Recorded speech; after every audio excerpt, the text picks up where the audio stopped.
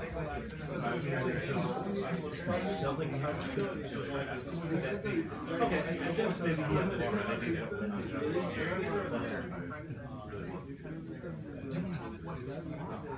a long series of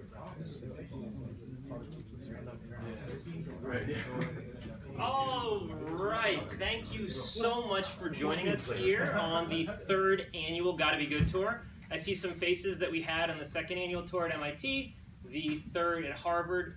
This year, so as not to stoke that rivalry anymore, we'll actually be at MIT in 4 days on the 27th. And I believe the Eventbrite has been updated with the time and date. It's like late morning, 11:45 or something, so if bright and early you want to come over there, we'll have a different lineup, some very impressive women who built a business from nothing, as 18-year-olds, came from a, kind of a middle-class background and went and did that. They'll be there. We've got a couple of other people that have some business acumen, so it'll be a little more business-focused, and that's going to be an excellent event as well, so I'd love to see some of you there. What are we doing on the Gotta Be Good tour? Well, the basic thesis is this: in today's world, it's not enough to just do what you're told, stack up the credentials, and wait. You got to be good. You got to make things happen. You got to be reliable. You got to be successful. But to boil it down to one word, we'd talk about the word intentionality. We would talk about intentionally setting things up and designing things. Who am I and who else is here? I'm Sebastian Marshall. I'm the executive director of Give, Get, Win. I kind of intentionally set my life up so that I could do projects like this, where I cut my consulting and contracting hours, mostly in high tech and finance, down to a soft cap of 20 hours a week.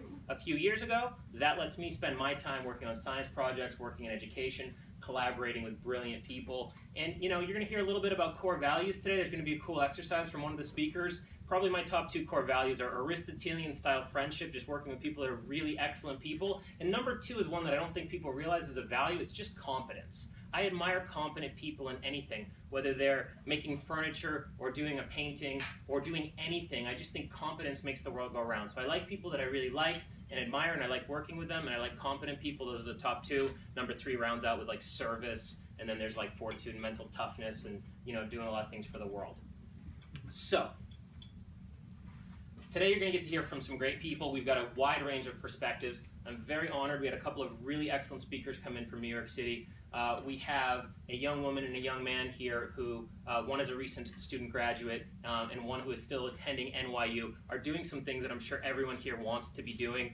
She was able to start a nonprofit initiative to fight homelessness, and then once the idea kind of got hold and captured people's ideas and imagination, she was able to execute and take it up a level. And so being able to hear from her and learn from her is going to be terrific. We have a gentleman from Tufts that built a very successful club over there, and he's going to talk about that and about taking action and taking risks. We've got a few people in their 20s and 30s. We have Kai Zhao, who built a very intentional career for himself from scratch without any traditional credentials, went out and aggressively met the kind of people he wanted. He's going to talk about kind of shedding some noise so that you can really do what you really want. We have Carlos Micheli, who's from Argentina originally. People want to say, well, I don't have advantages, I don't have access to people. He started in Argentina, a place that's had multiple currency problems. The bank accounts have gotten cleaned out a couple of times, was not connected to the Western world. Aggressively self-taught English, hung out and started to get to know people across multiple continents. Now he does business in Argentina and Chile and Mexico and the United States and Europe. So very impressive, and he's going to talk about how to connect with people that you really want to, how to refine yourself, position yourself, so if you want to get jobs or contracts, how to do that. Our closing speaker today, I'm very honored to have Dr. Joshua Spodek, coming in from New York University, a leadership professor there now. Originally his PhD was in physics. He's put things into space, he's run experiments, he's invented new art forms. Those underground ads where it seems to be moving from outside the subway, it's based on a physics technology that he invented and patented and built a startup around some 10 years ago, which is very, very cool, and he's got a ton of perspectives. He's going to be talking about kind of how to mentally and physically make yourself tougher with a set of exercises around that. It's very practical. To kick it off with my talk, we gotta make time for all of these things, and that's everybody here, I'm sure, has visions. They want to build a tech company, they want to write poetry, they want to write a great novel, they want to participate or build a service organization, they want to run that marathon, that triathlon, they want to set a personal record in their weightlifting, and yet when people don't do that, what will they say? I don't have the time. That's, I think, the number one most common thing. Now, I don't know if I have any virtues at all, but one that I have is that I like to question things. I don't just take things at face value. I like to be very curious. So with your permission, would it be okay if I run a little experiment right here? Can we do a little quick? Okay, thank you. I love the enthusiasm. This is great. So I'm going to randomly pick on people, and introverts are more likely to get picked on, so just pretend like you're extroverted if you want to be avoided. So you, sir, in the front, how many hours do you have in one calendar day? Sleep, awake, everything. Free time? Just total hours. Say about Complete. 24. 24 hours. One data point. One data point. You, ma'am, how many hours do you have in one complete calendar day? I would say 24. Whoa, that's really peculiar. How odd. There's two different people. People are always complaining they don't have enough time. Somebody else must have more time than them. How about you, sir? How many hours do you have in a calendar day? I would say 24. 24? 24? 24. Well, how about that?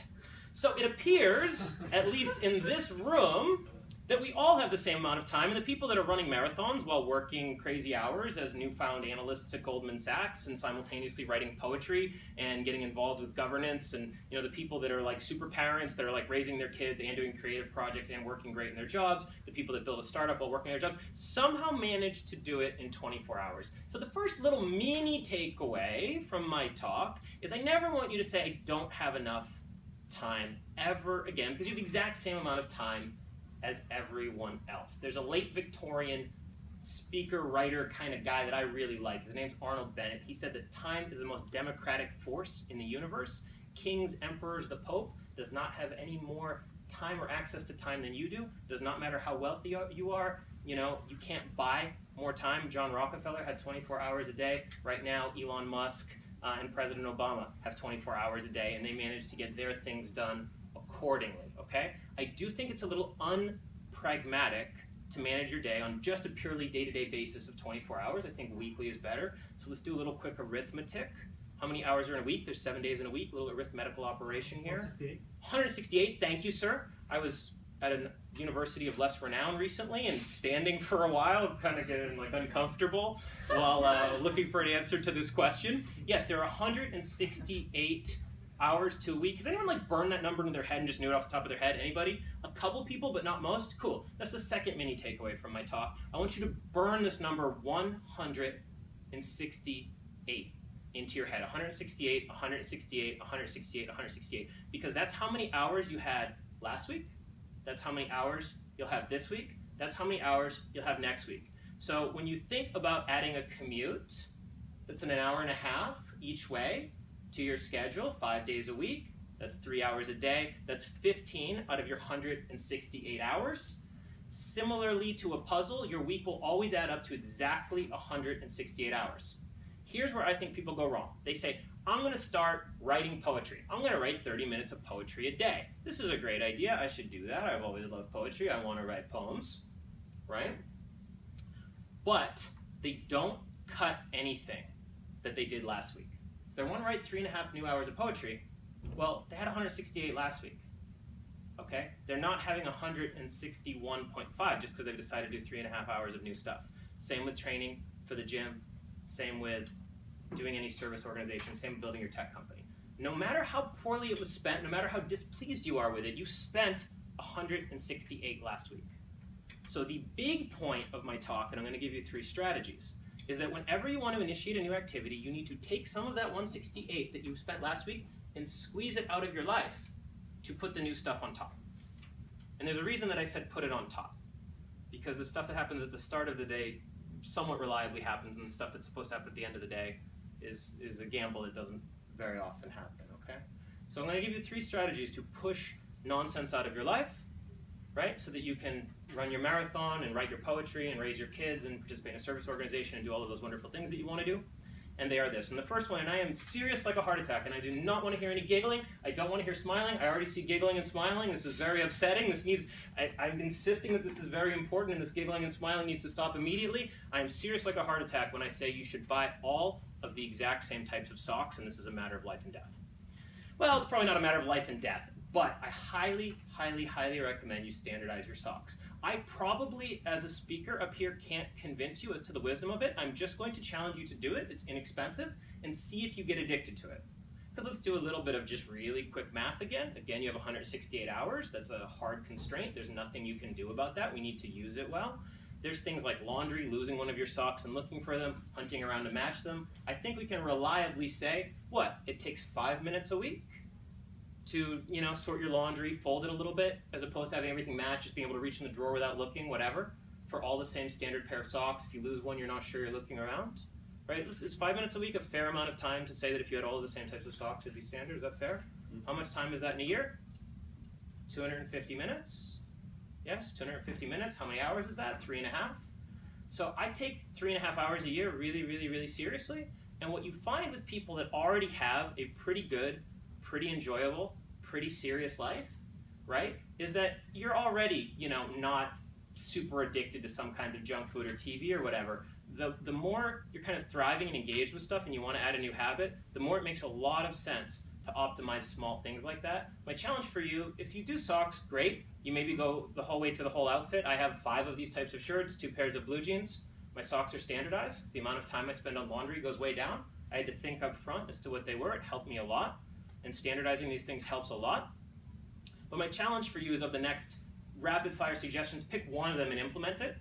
Feel free to write to us and tell us which one, tour@givegetwin.com. We'll go to the organizers of this year, and you can write to any one of the speakers here, and we'll be happy to pass on your feedback or questions you have. Everybody here is very friendly and helpful, so please don't be shy. So my challenge to you is to pick one of the following things.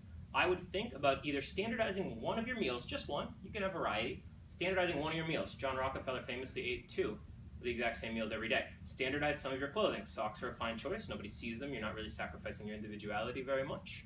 I didn't make that up. Steve Jobs did that. Barack Obama does a variant of that. He has just 2 types of suits to keep down decision fatigue and make things simpler. All right? Cutting down time on things like errands that don't serve you. You can go to Amazon Prime. As a student, you can actually get free Amazon Prime. I don't work with them.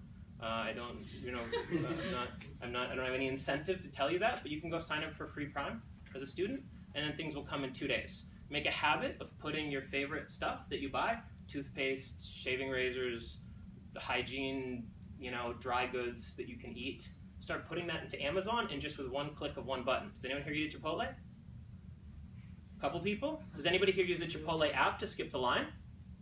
Okay, so that's an easy one to implement. You can put the Chipotle app, you can save your order, you can save your credit card, you can click buy, and tell them when you want to pick it up. You can walk in and have no time in line. Oh, well, how long do you spend in line? About 10 minutes. If you're doing that 3 times a week, that's 30 minutes. That's, a short full body workout that you don't supposedly have time to do. If you start seizing these edges, they go a long way. Commuting is obviously the really nasty one. I think it's worth paying a lot of money to move away from a long commute, or substitute in athletic training. If you think, oh, but I'll be sweaty and stuff, I challenge you to read a book like Ultra Marathon Man or Finding Ultra, about what these ultra athletes do to train on their lunch breaks and then clean themselves up really quickly and show up and work and nobody even knows. So you absolutely can run or bike or do whatever to wherever you're going. You might also consider, the next time you land at an airport, hiking into the city.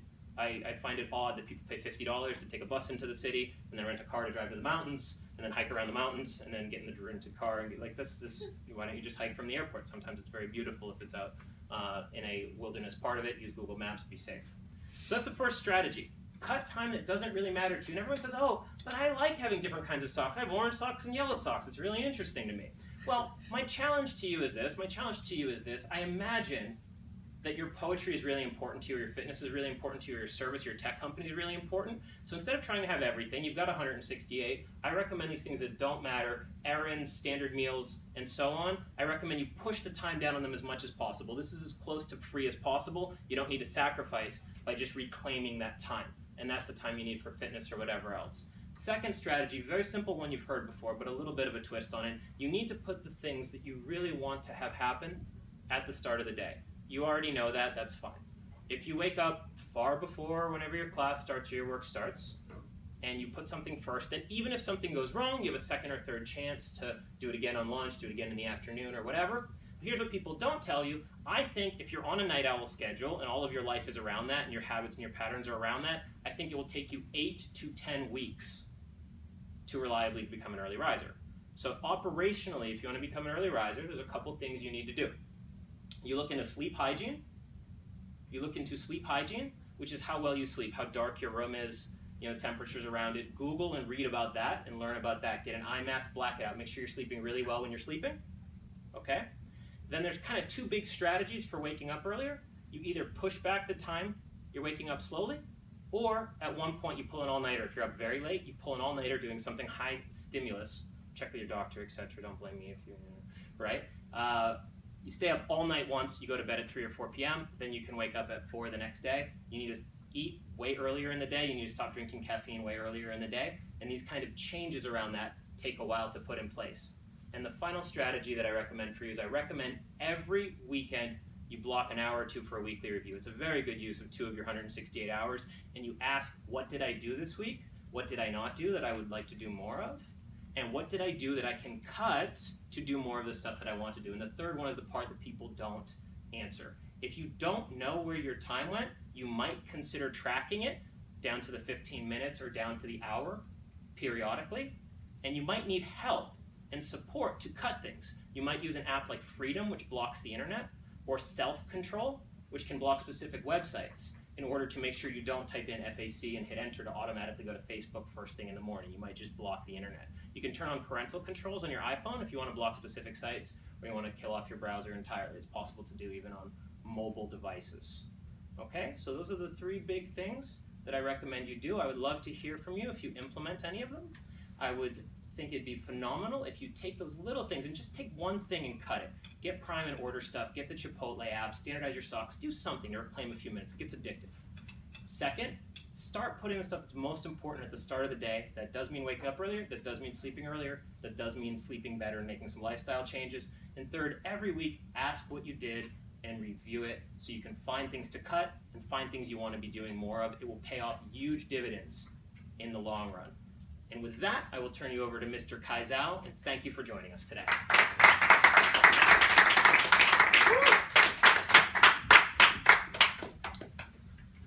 So, there is a well-documented phenomenon amongst astronauts, where when they first go up into space and they gaze down at this little blue marble of ours, they all report this profound sense of realization.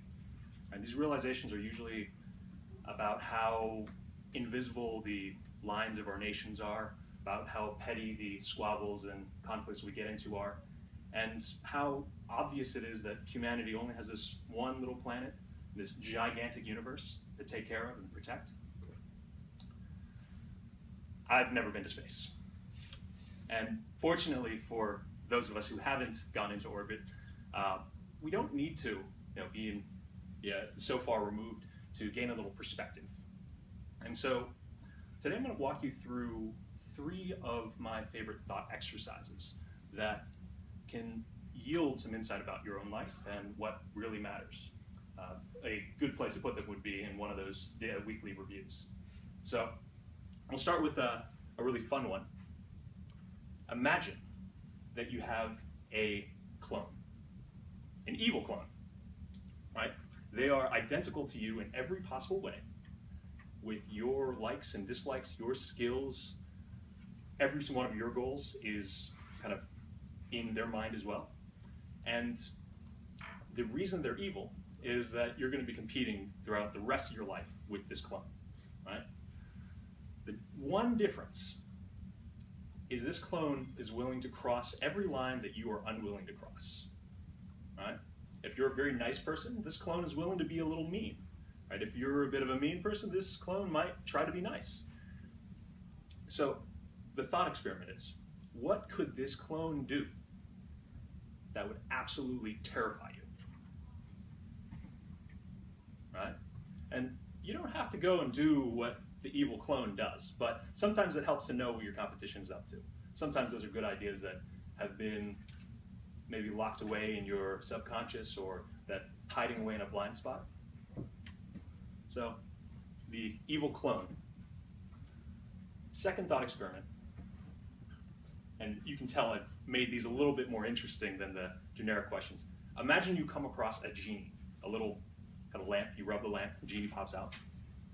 And as you're getting excited to make your wishes, he says, wait a second, I know you think you understand how this works, but we genies, we've been around for a while. That whole freemium giving wishes away for nothing thing didn't work out so well.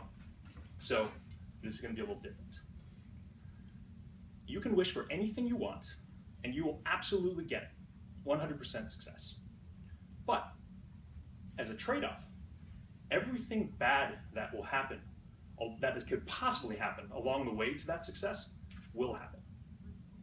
So, example, if you want to make it on, kind of succeed in Hollywood, you will absolutely succeed to your definition of success in Hollywood.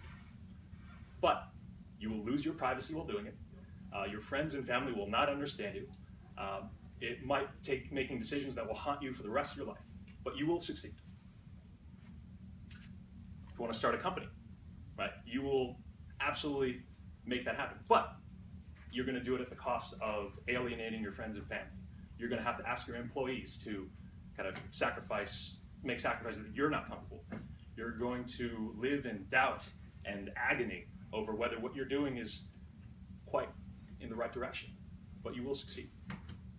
So, given this devil's bargain, what would you be comfortable suffering? What would you be comfortable taking on in exchange for your success?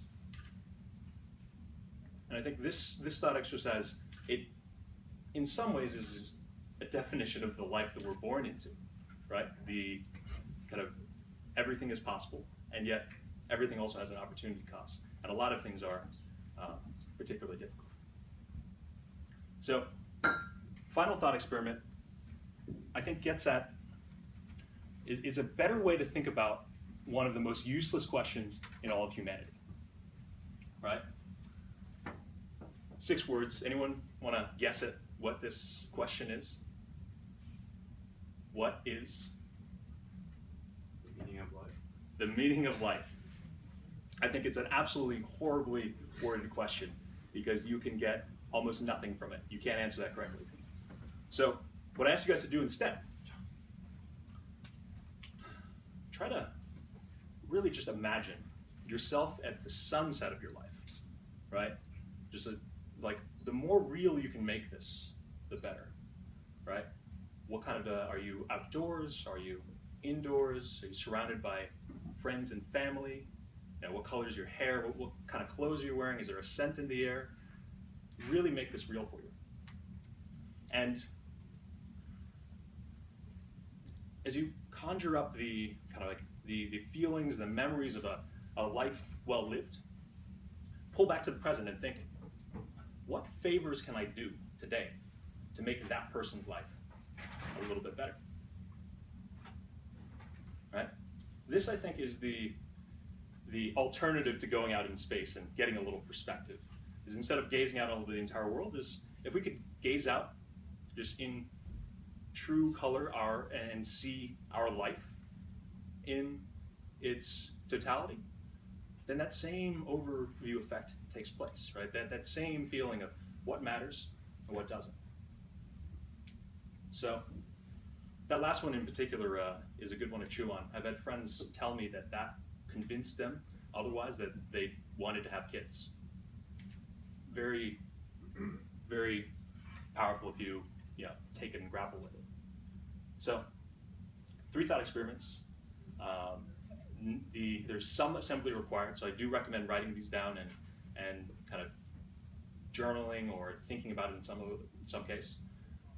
But worst case scenario, you now have some interesting questions to throw out at the next cocktail party. So hope this has been useful.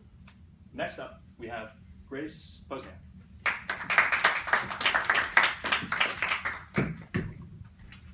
Hi everyone, my name is Grace Posniak. I am a junior at NYU. I'm studying music business and social entrepreneurship. I grew up in Cohasset, Massachusetts, so not too far away from here. I always knew that I wanted to work in the music industry. I've known that for a long time, but I've never been so sure that I want to be an entrepreneur. That really changed for me when I moved to New York. When I moved to New York, I started to become very involved in the music community there. It was stronger than I thought any music community was, and I found that very powerful. I also was confronted by social issues in a way that I was not confronted by them in a small suburb like Cohasset, Massachusetts. Even just in the bubble of NYU, it's impossible not to notice the hunger and the homelessness that is surrounding us every single day. Those two things might seemingly be unrelated, But that is kind of why I wanted to become an entrepreneur. I wanted to find ways to bring those two issues that really were brought to light, or those two things that were really brought to light for me in New York together. It all really started for me when I took a class by Josh Spodek. He's coming up, 2 speakers. He's amazing. The class was awesome. If you were all at NYU, I would recommend that you all take Fundamentals of Social Entrepreneurship. Obviously, you're here, not at NYU, but still, Josh is great. So the class that I took, like I said, it was a year ago this time, so fall 2014. It was a very experiential class. It was something that was very new for me, very challenging. For one of our homework assignments, we had to reach out to at least 10 people in the field that we were interested in and ask them for advice on an idea that we had for some sort of social endeavor. One of the companies that I reached out to was Governor's Ball, the music festival. If you guys don't know what it is, it's a really, really awesome festival that happens in New York every summer, once a year. It's been happening for the last 5 years. And I reached out to them, and after a few correspondences, they basically told me, if you can come into our office by December 5th with a solid presentation, with a solid proposal, then this project is yours. This was about mid-November. I told this to Josh, that this is what they said to me, and Josh said, this is a job offer, and it really blew me away. I started this class as someone totally scared of entrepreneurship, and then all of a sudden I had this job offer on the table from Governor's Ball. So people usually ask me, how did this start? It all started with one very simple email that I sent to the info@govball account. And this is what the email said. To whom it may concern, I am an NYU student working on a project for a social entrepreneurship course. I've recently begun formulating ideas for an organization that would bring together music festivals like GovBall and volunteers at soup kitchens and food banks. Before moving forward with the project, I was hoping to reach out to experts in these fields, such as yourself, to potentially get some advice on my ideas. I'm sure that you are very busy and your time is valuable, and I would greatly appreciate any words of advice you could offer. Thanks, Grace Posniak. A very simple email, not extremely eloquent, but it apparently worked for them because after these correspondences, about a month down the line, it was December and I was going into the Governor's Ball offices with a pitch for this program. I remember the day that I went to their office, I pressed the buzzer for their building and I was walking up the stairs to their first floor office, and this young man popped his head out of their office door, and I started to introduce myself. I said, "Hey, I'm Grace," and before I could even get the words out of my mouth, he said, "Oh, we were just talking about you. I already know who you are." And I was like, whoa. It turns out this man was one of the co-founders of Governor's Ball. We now have a great relationship, but I was already nervous going into this meeting, and it really was a big moment for me. He brought me to their conference room where I sat down with the general manager of Governor's Ball and one of the co-founders, and I gave them a presentation about what I thought their needs were, what I thought the city's needs were, and how this program could bring those two things together.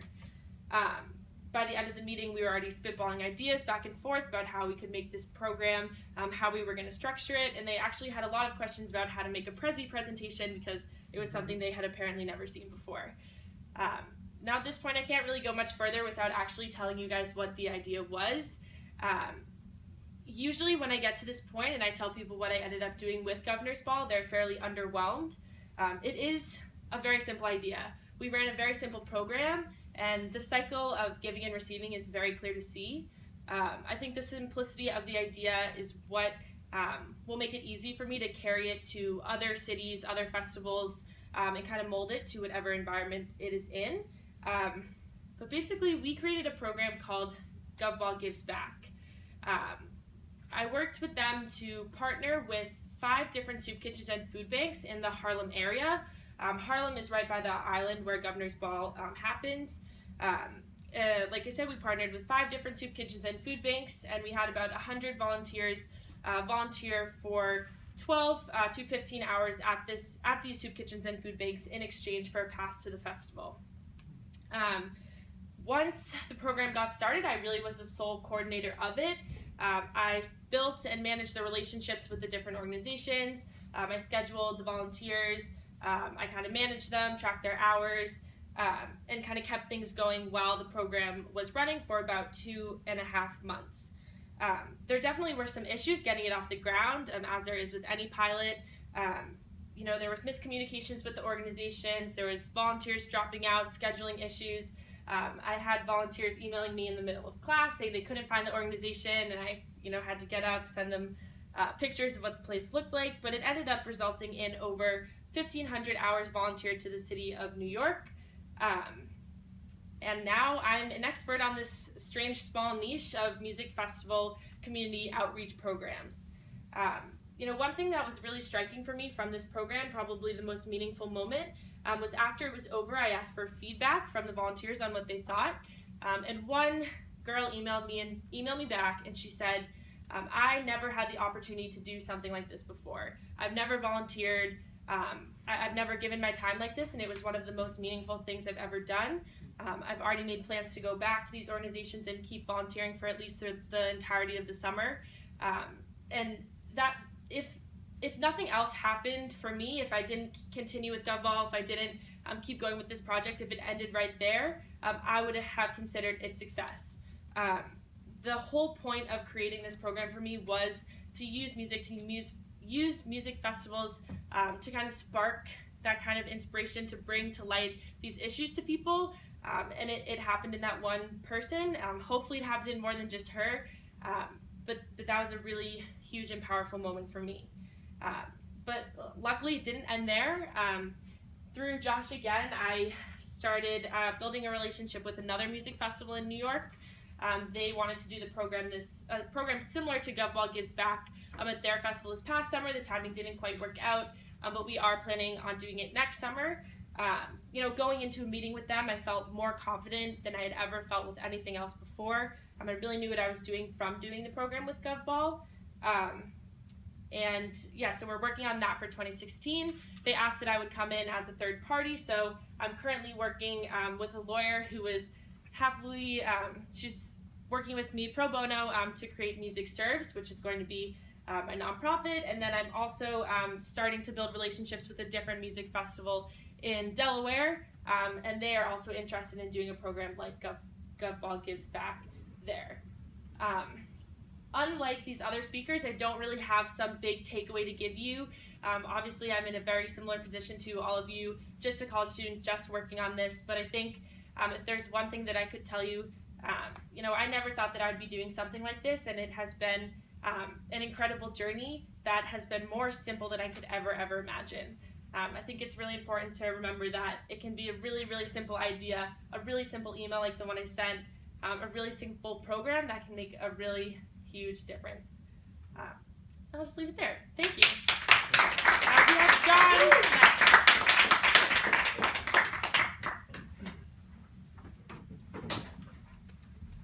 All right. First off, I want to thank you all for coming.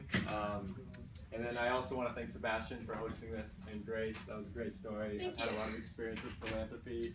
I know it does sound simple, but the steps to getting there are, a lot of them are unsurmountable, and it's often the last minute where things kind of just come together, and it's like, well, this is great. So what I want to talk about today is leadership and why you guys should all get involved as leaders. And then I also want to talk about why interacting with others and getting mentors in your life are very key to your success, and using them not only as someone to help you, but also help them. So I want to start off just to get to know the audience. Is everyone here a student? Could you raise your hands if you are a student? All right. So I'll try and cater to that audience. So, because a lot of my experience right now is from my leadership experience as a student. And what I realized is there's a few things that are very important, and the first being acting. So the three things I'm going to go over are: first, doing, taking the action and not just learning about it. Second is going to be reflecting, very similar to what you talked about, Sebastian. I feel it's very important to look back. You talked about doing a weekly review. Every night I try and just write 5 things on a note card: what I did good, what I did bad, and then look over that at the end of the week. And then finally, mentors, and how mentors have helped shape the position where I'm at now, and how getting out of kind of your bubble, maybe the 5 or 10 people that you might spend most of your time with, and then trying to kind of meet new people and help them shed light on your ideas, and also sharing your mission and being very vocal about what your concerns are and how they might be able to help, but also learning about them, because the mentorship relationship is a two-way street. And I feel that whether they're younger, older, a friend of yours, or someone you might even consider an enemy, and someone that might be opposed to many of your thoughts, whether it be your religion, your political views, or whatever it be, there's a lot of learning experience. So let me start off with doing. I have a quote, and I'd like to see if any of you know who it's from, but it's, I've always been impressed with the urgency of doing. Knowing is not enough, we must apply. Being willing is not enough, we must do. Does anyone know who that's by? Leonardo da Vinci. So he felt strongly, as well as many other very successful people, that you can't just learn things. And I think one thing that I got stuck in, especially in my educational path, was that I would learn something and I wouldn't really have the experience of actually acting on it. And I want to really convince you all that it's time to act. And there may be a lot of things that you learned about and you feel you know. I'm sure Josh has had this experience in teaching leadership. A lot of the times, I know for myself, I'd read a bunch of articles about leadership, and I would never actually be able to kind of just make that decision. Just go for it, act, whether you're ready or not. Just be persistent and continually make those actions. So the first step is acting, but then right on top of that is reflecting. And I see it more of as a cycle rather than a step-by-step, because first you act, then you look back. When you look at the learning curve, you find that about 90% of what you learn, if you don't make any type of action on it within the first day, you're going to forget that 90%. If you look 30 days from then, if you don't make any actions on that, you'll remember 2 to 3% of it. So taking some sort of action, reflecting on what you learned, and then following up on that and acting again. So reflection, that's the next step. And once you've done this reflection, you want to continually act, continually go back and go back. And then from that, I've found that mentors along the way have really given me a great experience. And so what I thought was, well, I've got all these professors around me, I've got a lot of my friends, and I always heard the saying that you're the average of the 5 people you spend the most time with. So if you just take that for a second and think about who are the 5 people you spend the most time with. And then think about how do you think their perception and influence has impacted you, and do you think it's been positive or negative? And one thing I found with mentors is that you can learn a lot from mentors, but it's also essential that you realize that at certain points it can be a point where they might actually be a barrier rather than a helping hand, because they might only know so much, or they might have preconceived notions that certain things aren't available or certain things aren't possible for someone of your age or someone from where you're coming from or whatever it may be. And I found that speaking with tons of different mentors and having those interactions with mentors, a lot of the times they'll push you beyond what you think is possible, but then also they can also have these types of barriers that impact you, and you might not, a lot of the time it's not very clear, and they'll kind of subtly start influencing you in ways that you might not see are essential. So I found that think about how your mentors are interacting with you, listen to them, because it is a two-way street, but also think about how your growth has been with them, and is there a point where you might need to kind of start distancing yourself. And I had that experience while working at Tufts, where I created a mentorship program where I got to work with tons of very successful speakers that would come in, C-suite executives, vice presidents, and people that had started their own businesses and had great success. And a lot of the time they would give me different suggestions. But I also had an advisor who had a very academic background, and his experience started influencing me in a way that he had certain preconceived notions about what you can do in a university, and those I realized started kind of pushing back, and I had to start distancing myself from him and really just start persisting and really kind of pushing with my vision and surrounding myself with the type of people that believed in my vision and also pushed me to reach something more than I could do. So right now I'm involved in spreading the program that I've started to other schools, almost like a McDonald's moves to other places, though it's a much better mission than McDonald's in that we're trying to connect people with people that might not might not ever get out of a certain area. So civil engineers don't often interact with computer engineers, and how can we get them to interact and get to a point where they're sharing ideas, and you get new ideas, you get to see their new perception and kind of way of thinking. And now we're trying to spread the mentorship program to other schools and kind of spread it throughout the nation through National Engineering Mentors organization. So just to bring it all back, I want you guys, first of all, try and act. Think about, is there something or is there someone I've been thinking about doing? Just make the action. Whether it's doing public speaking, there's all these opportunities being around a school, being around a place like Boston. There's so many opportunities, and you find just talking with people, just telling them what your ideas might be, they might have ideas you never heard of, and that's really what brought me here today, to realize that there's all these opportunities. So act. Make sure you spend time to reflect, because I'd say if you spend 50 hours on something and don't spend even 1 hour to reflect, you're almost losing about 20% of that time. Then finally, connect with mentors, especially people outside of who your usual 5 people that you might spend most of your time with are. So that's all that I have today. And if you guys have any questions or want to share stories, I'll be hanging around after to talk with you guys.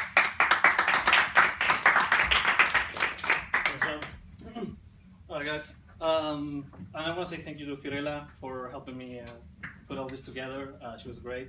I'm from Argentina, and the fact that we had a Argentinian connection in Harvard, and that's how we ended up here, that is really interesting. So my name is Carlos, and what I want to talk to you about is 3 simple exercises to bring more job opportunities and business ideas your way. What I've seen is that the problem that most young professionals have nowadays, is they get a little stuck about what the next right step is. Like, my career could be doing better. I could be getting more sales. Maybe I should be learning something else. We know we should improve, we're just not sure how. We know we should be doing something else, just not sure what. I don't think that's a coincidence that we're all young. I don't think that it's something, it's a weird problem or it's a unique problem. I think it happens to all of us because we live in the internet era, and the internet it's screaming at us every day. It's like, hey, you should read this, buy that, do that thing, don't do this other thing, ignore that. We're so bombarded by so many things that it's really hard to know what we should pay attention to and what we should ignore. It's really easy to be a little confused. I think this is what happens to all of us a lot. So, and it happens a lot, especially if you're ambitious. If you're ambitious, of course, everyone's here is ambitious. You all want to grow, and if you want to grow, that means you have to keep, sort of pushing forward and getting into uncharted territory more and more often, which means more often being confused, right?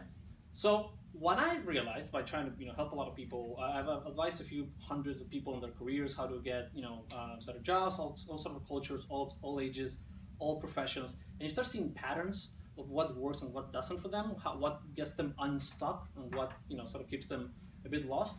And I think what the analogy that I came up with to be unstuck in either getting jobs coming your way or getting more business ideas is, you don't want to use a rod, you don't want to use a fishing rod and try to catch the fish.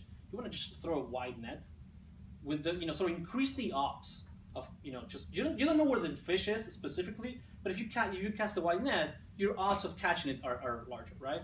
So the idea is, I want to give you some things to increase the serendipity of your life, increase the chances of things coming your way, the randomness, the opportunities coming your way, as opposed to you going after them specifically, which used to be the old way of doing things. It's like, I'm going to do this and that so I can get X. Now that doesn't work. We have to be a bit more, less planning, more doing. So 3 things. The first one is, when it comes to, you want to get a better career or you want to get a different business, take some time to actually sit down and write down what would be the ideal job, what would be the ideal business. And this, you got to get specific. How much money do you want to make? What are your colleagues like? What is your boss like? Where are you working? How many hours? How is the commute? What are you doing every day? All those things, you actually gotta sit down and write them and think the ideal job. Now, you gotta be somewhat fair. You can't think like, well, I work 1 hour a week, I make $200,000 a month, and I just watch YouTube all day. That's my job. Like, that's obviously not realistic. So you wanna come up with something that has an equally valuable opposite, right? Maybe you work a lot, but you make a lot of money. Maybe you work very little, but you make less money. So whatever it is, you wanna define it. The reason you want to do this, by the way, is not so you can find it, it's so you can prime yourself for opportunities. Does anybody know what priming is? Mental priming? Everyone knows, right? It's basically you know when you want to buy a car or you want to buy a mattress, and now you see it, the car and the mattress everywhere. Well, those cars and mattresses were already there. Now you're seeing them because you prime your brain to look for it. So when you know what you're looking for, you'll be a lot more perceptive to opportunities that were already there, were already around you, but you weren't seeing. All right. So first thing is describe that thing that you're looking for, and the second thing is you want to brand yourself and communicate to the world as what you want to become, not as what you've done and how you're an expert. That's one of the biggest mistakes in today's world is people think they need to say about all the things they've accomplished. It's actually much more useful to say, I'm interested in this, I'm working towards that, and I want to build this other thing. For example, in myself, I always say, I'm interested in navigating the fields of education, entrepreneurship, and employment. And people that know me bring those things to me. So when you're communicating what you want, where you're headed, you're making it a lot easier for people to bring opportunities to you. You're making it a lot easier for people to know how to help you, right? If you have, I don't know if you've ever had the situation where somebody's looking for a job, you're like, okay, what kind of job are you looking for? Anything. Well, that's impossible to help. It's impossible to help because so McDonald's and VP of sales, both things and things, obviously not, right? So you need to have a little bit of that introspective exercise so you make it easier for yourself to detect the opportunities and easier for others to bring those things to you, know how to help you. So define and brand, the first thing. The second thing, and it's actually, the second and third thing are just two different paths of a similar strategy. One is you want to go on a meeting, an interviewing spree. That's how I call it. I call it interviewing spree, which means you reach out to your network, especially if you're in a place like this, you can have access to crazy amounts of interesting people. So you reach out to these people and you say, people you have access to, people you think are interesting, whatever the range is. I'm sure you guys know how to connect with people now. But what you do in those interviews is basically say, you know what, I'm a little lost. I'm a little, I have all these things that I could do, I'm not sure what to do. So I want to ask you, as an expert in your field, as somebody that's working on this or that, I want you to tell me, what should I be reading? What industries are being interesting right now? What trends should I pay attention to? What trends should I ignore? Who is hiring? What skills should I have? Who should I meet? I want you to tell me that. I'm not gonna interject. And then you do that with 30, 40, 50 people, and you'll have a massive update of the scenario around you. Because not everybody has a piece of the puzzle, right? No one has the whole picture. So you wanna research those pieces of the puzzle, and it will make you a lot more open to new things. You will start making connections between what this guy said and that girl said and what you were already thinking, and you'll come up with very new, interesting ideas of what you could do for your career. I did this myself when I was leading my startup. I said, you know what, I have no idea what to do. If anybody's ever run a startup before, it's like being in a bubble, like under a rock. You don't know what's going on in the world. Obama's president now. Wow, that's crazy. So you want to update yourself a little bit. So interviewing spree, that's one thing. And the last thing, which is similar, you want to go, instead of meeting and interviewing, you want to propose. Not marriage, you just want to propose, sort of ways to collaborate. And it's going to be a proposal spree. So you're going to interview these people, and before you go with them, before you go to meet them, you will commit to yourself that at the end of that meeting, maybe an hour later over email, or you call them the next day, whatever, you will propose a way to collaborate on something. Whether that is, hey, I'll send you links on this thing that you're interested in, you send me some stuff on science that I care about, maybe we'll be accountability buddies, maybe we'll go running together, maybe we'll introduce some people to each other, whatever that is, whatever you think that person needs, you're going to commit to proposing. It doesn't matter what the result is, it doesn't matter if they say yes or no. What matters is the process. Most people are severely undertrained in asking, in salesmanship, in putting themselves out there and saying, here's what I think we can do for each other. Right? So that is just an exercise to train your ability to sell, to train your empathy, to train your ability to detect opportunities and detect skills. So by committing to that, you'll start noticing things a lot faster, a lot better. You start noticing more opportunities. So I'm going to leave it there. I just want to say that information and opportunities flow through people more than anything. So just put yourself in a situation where those things come to you, where the flows from people come to you. Thank you. And so Joe just spoiled me.